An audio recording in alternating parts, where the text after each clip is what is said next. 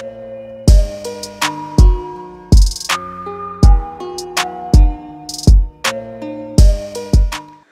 jemaat Tuhan yang terkasih, dalam episode kali ini kita belajar satu topik firman Tuhan yang saya beri judul adalah tidak terpisahkan. Tidak terpisahkan. Roma pasal 5 ayat 1-3, sebab itu kita yang dibenarkan karena iman, kita hidup dalam damai sejahtera dengan Allah, oleh karena Tuhan kita Yesus Kristus.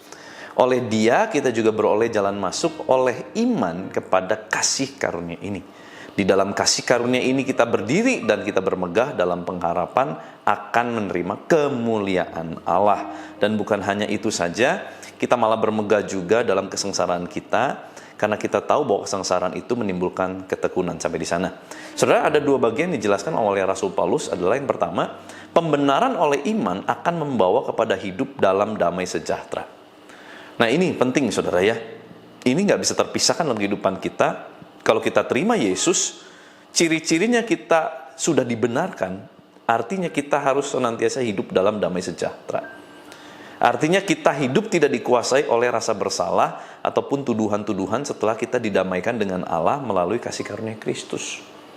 Kalau kita sudah bertobat dari dosa kita, dulu mungkin kita okultisme, dulu kita pernah main kuasa kegelapan, dulu kita pernah berbuat zina dan lain sebagainya, terus kita bertobat sungguh-sungguh mengaku dosa dan minta ampun dan berhenti, ya, bukan cuma berhenti berbuat dosa tapi terus mengarahkan pandangan kita kepada Kristus. Itu yang disebut dengan pertobatan yang sejati. Pembenaran dari iman kita kepada Kristus itu harus membawa kepada hidup dalam damai sejahtera. Tetapi kalau sampai hari ini, perhatikan saudara, kalau sampai hari ini engkau masih merasa ada dosa yang terus mengintai dan engkau merasa sepertinya ada terus kata-kata tudingan yang dilontarkan dari pikiranmu atau dari si jahat.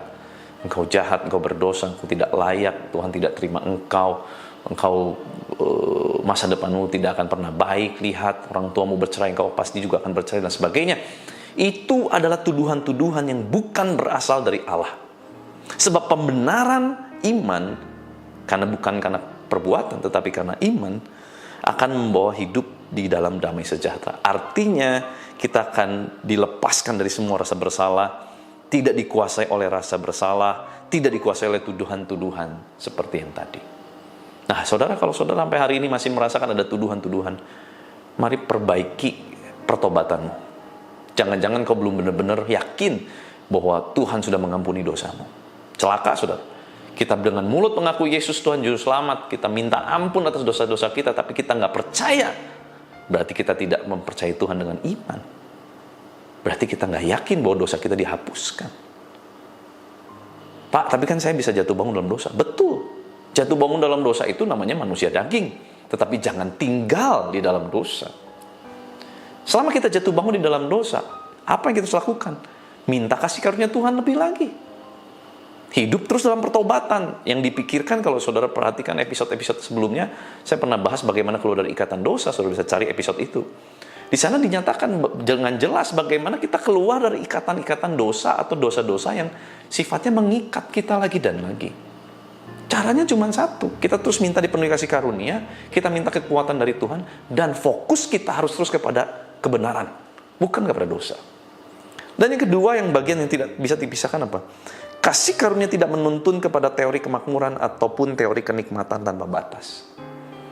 Kasih karunia yang Tuhan berikan tidak menuntun kita untuk punya teori baru, yaitu hidup makmur, selalu makmur, kenikmatan tanpa batas, berbuat dosa kapanpun, dimanapun boleh, sah. Karena Tuhan maha mengerti. Hati-hati. Kalau kita sampai berpikir bahwa kasih karunia Tuhan membuat kita malah license in life in the sins, menjadi sebuah sebuah perbolehan, permission bahwa kita boleh hidup di dalam dosa, tinggal di dalam dosa. Oh no. Kita salah besar. Kita sangat salah besar. Kasih karunia tidak pernah menuntun kepada teori kemakmuran. Seolah-olah hidup akan terus kaya raya, makin kaya. Bukan seperti itu. Justru kekayaan kita semakin banyak, harusnya itu adalah kita berikan untuk kemuliaan Tuhan, pekerjaan Tuhan, bukan untuk kepentingan kita. Kasih karunia akan memampukan kita masuk di dalam segala kesukaran dan penderitaan bersama Kristus. Ini yang benar. Kasih karunia bukan melegalkan kita tinggal di dalam dosa, tetapi kasih karunia akan memampukan kita masuk di dalam segala kesukaran, penderitaan bersama dengan Kristus. Sehingga segala kesengsaraan baru akan bisa menimbulkan yang namanya ketekunan. Ketekunan akan menimbulkan tahan uji. Dan tahan uji akan kembali berakhir pada pengharapan, yaitu pengharapan kepada Kristus. Mari izinkan saya berdoa buat saudara. Tuhan, terima kasih buat firman-Mu, mengajar, mengingatkan, menegur kami. Kami mau meluruskan kembali pikiran kami, pembenaran karena iman, yaitu pada Kristus, akan membawa kepada hidup dalam damai sejahtera. Dan Tuhan, biar Kau yang angkat semua tudingan-tudingan, kesalahan-kesalahan di masa lalu kami mau bereskan semuanya hari ini juga di hadapan-Mu, Tuhan. Kami gak mau ada lagi ganjelan-ganjelan. Kami mau beres hati kami, Tuhan, sepenuhnya milik Engkau. Dan biar Engkau sendiri pakai untuk kemuliaan nama Engkau, Tuhan. Terima kasih Tuhan, berikan kekuatan, keteguhan hati untuk setiap umat-Mu. Berkati umat-Mu, apapun yang mereka kerjakan sepanjang hari ini, Engkau yang menjadikan mereka berhasil Tuhan. Dan kiranya kuasa kehidupan, kuasa kebangkitan Kristus terus mengalir, memerintah atas setiap kami di dalam nama Tuhan Yesus Kristus. Haleluya. Sama-sama kita katakan, amin. Tuhan Yesus memberkati.